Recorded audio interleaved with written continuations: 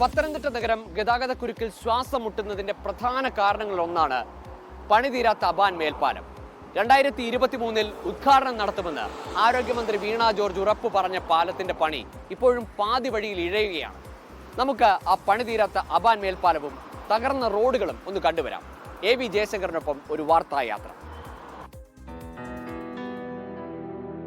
Good afternoon guys. ഒരു പാലം പണിയാൻ എത്ര വർഷം വേണം? 1, 2, 3, 4, 5.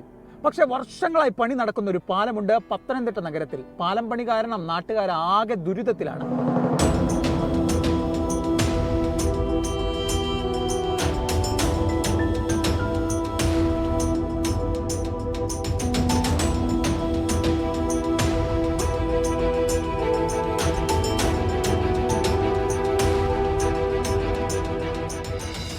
കാട് കയറി കമ്പികൾ തുരുമ്പിച്ചു. പക്ഷേ അബാൻ മേൽപ്പാലത്തിന്റെ പണി ഇപ്പോഴും പുരോഗമിക്കുകയാണ്. പത്തനംതിട്ട നഗരത്തിന്റെ മുഖച്ഛായ മാറ്റാൻ കൊണ്ടുവന്ന പദ്ധതി ഇന്ന് നഗരത്തെ വികൃതമാക്കുകയാണ്.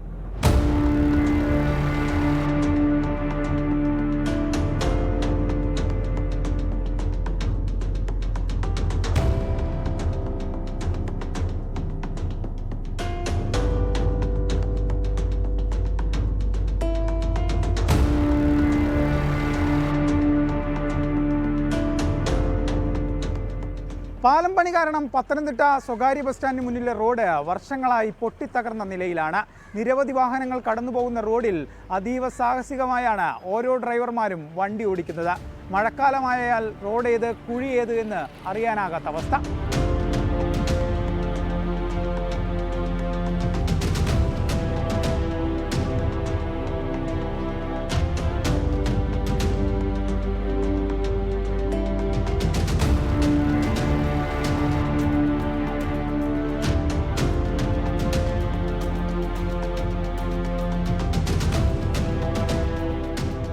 പത്തനംതിട്ട നഗരം സ്തംഭിച്ചിരിക്കുകയാണ് ഈ പാലം പണി കാരണം.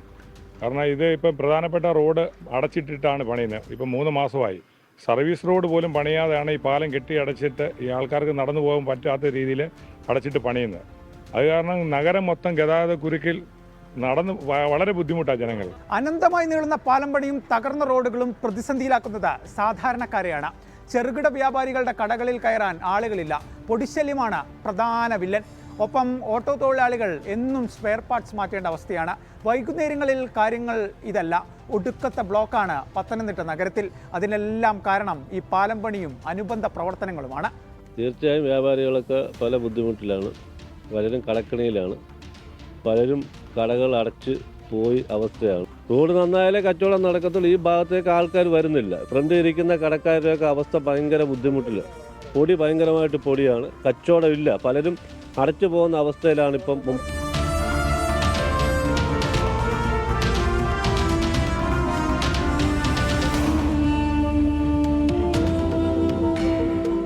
കരാർ സംബന്ധിച്ച പ്രശ്നങ്ങളാണ് പാലം പണി നീണ്ടുപോകാൻ കാരണമെന്നാണ് നഗരസഭാ ചെയർമാന്റെ വിശദീകരണം. വളരെ പെട്ടെന്ന് തന്നെ അതിൻ്റെ നിർമ്മാണ പ്രവർത്തനങ്ങൾ പൂർത്തീകരിച്ചുകൊണ്ട് ഇരിക്കുകയാണ്.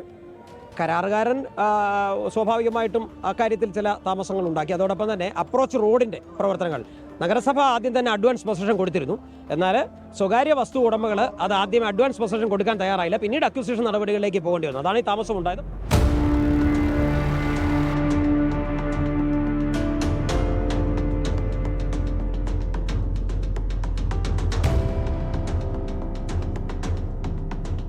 എന്ന് പാലം പണി പൂർത്തിയാക്കി ഈ റോഡുകൾ ശരിയാക്കുമെന്ന ചോദ്യത്തിന് ആർക്കും ഉത്തരമില്ല. എല്ലാം വികസനത്തിന് വേണ്ടി എന്ന് പറഞ്ഞ് ഈ ജനത സ്വയം അങ്ങ് സഹിക്കുക.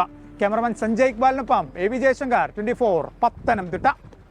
ലോകത്തെവിടെയായാലും ഏത് സമയത്തും 24 വാർത്തകളും ഓഗ്മെന്റഡ് റിയാലിറ്റി പാക്കേജുകളും എക്സ്പ്ലെയിനറുകളും വിശദമായി കാണാൻ ഞങ്ങളുടെ YouTube ചാനൽ നിങ്ങൾക്ക് സബ്സ്ക്രൈബ് ചെയ്യാം.